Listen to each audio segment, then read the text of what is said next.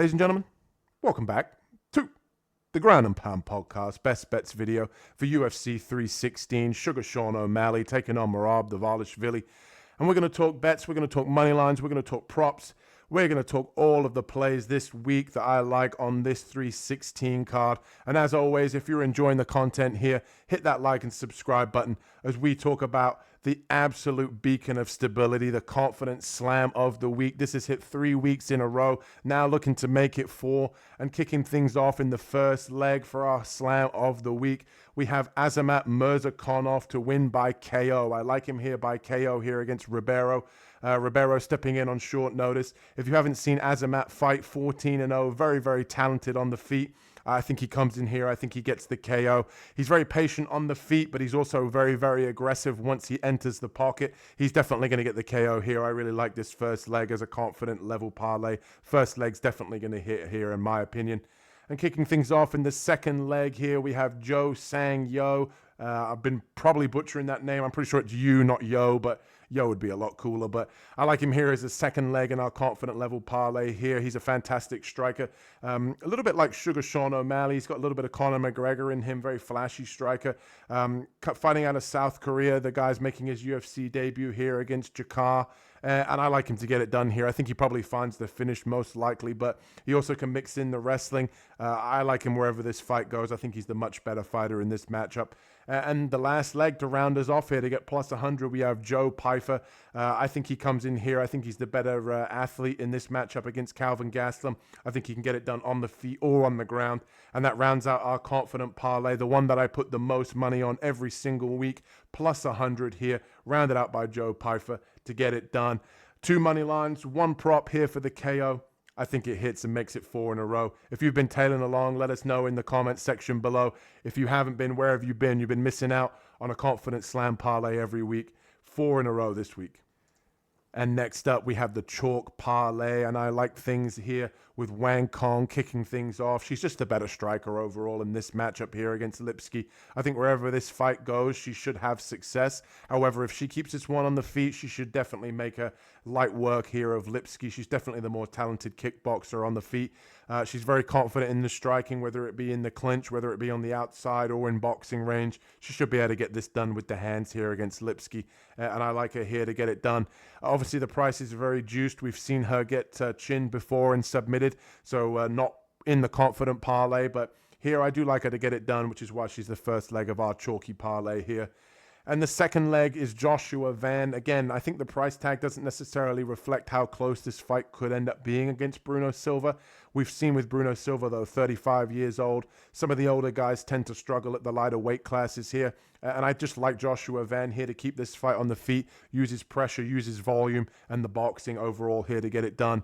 And I do think that Joshua Van has shown a lot of improvements throughout his UFC run here. And I think he gets it done, keeping this fight on the feet and using his boxing. And to round things out on the chalk parlay, we have Patchy Mix. I think that Patchy Mix comes in here and gets the submission against Mario Batista. But even if he doesn't and he wins a decision, I do like him here wherever this fight goes. Bellator veteran, 20-1.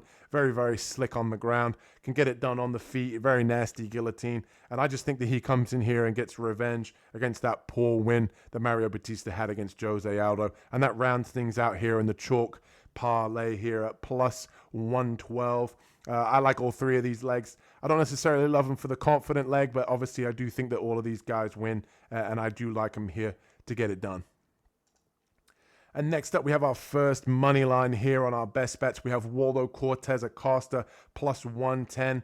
I like him here against Sergey Spivak. I do think if this fight stays on the feet, Waldo Cortez Acosta should have all the success that he needs.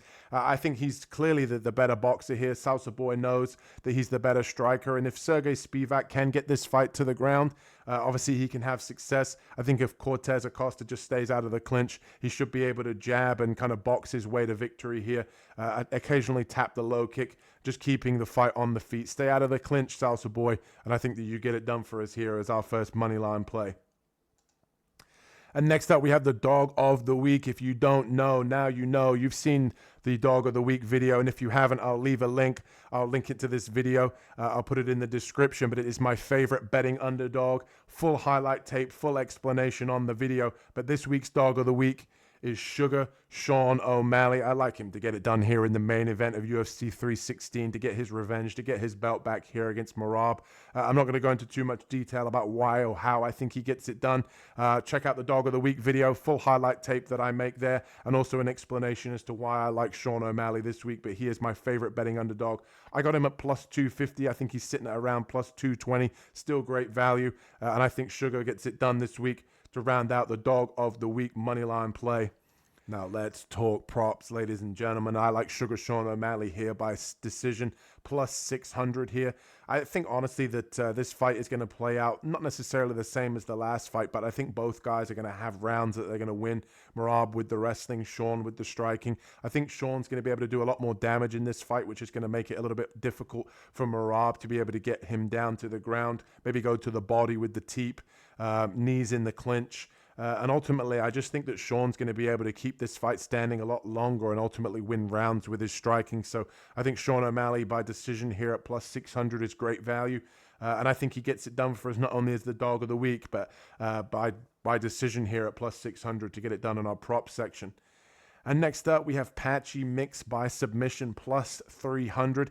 Patchy Mix, main path to victory in most of his fights is by submission. We're getting 3-1 here. Sign me up here against Mario Batista. I'm going to say probably second round guillotine if I had to make a prediction.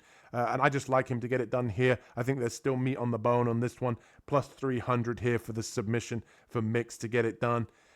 And also the last one, this one's kind of a flyer. I kind of just like the value here in Juliana Pena by decision, plus 1,200. If you don't necessarily want to take so much risk on Juliana Pena here, I would go with the plus 5.5. I honestly think that Juliana Pena, there's a chance that she pulls out the decision here.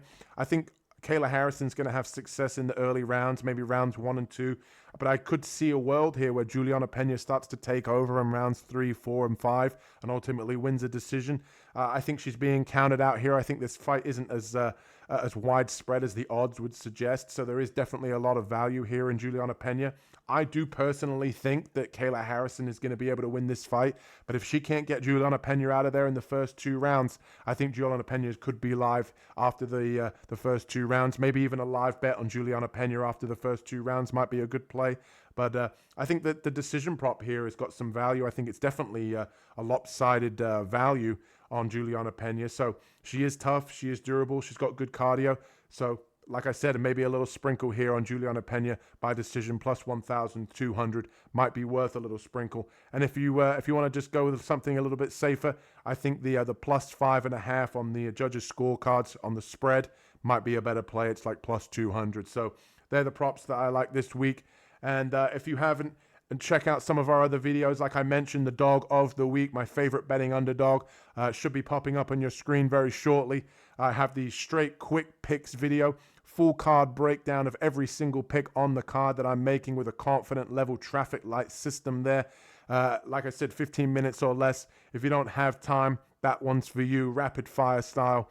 And the full card breakdown that Carlos and I do every single week, the detailed breakdown of each individual matchup here on UFC 316. Those videos, the link for those videos will be popping up for you on your screen shortly. Check those out. Hit the subscribe button, hit the like button, and we'll catch you in the next one. Peace.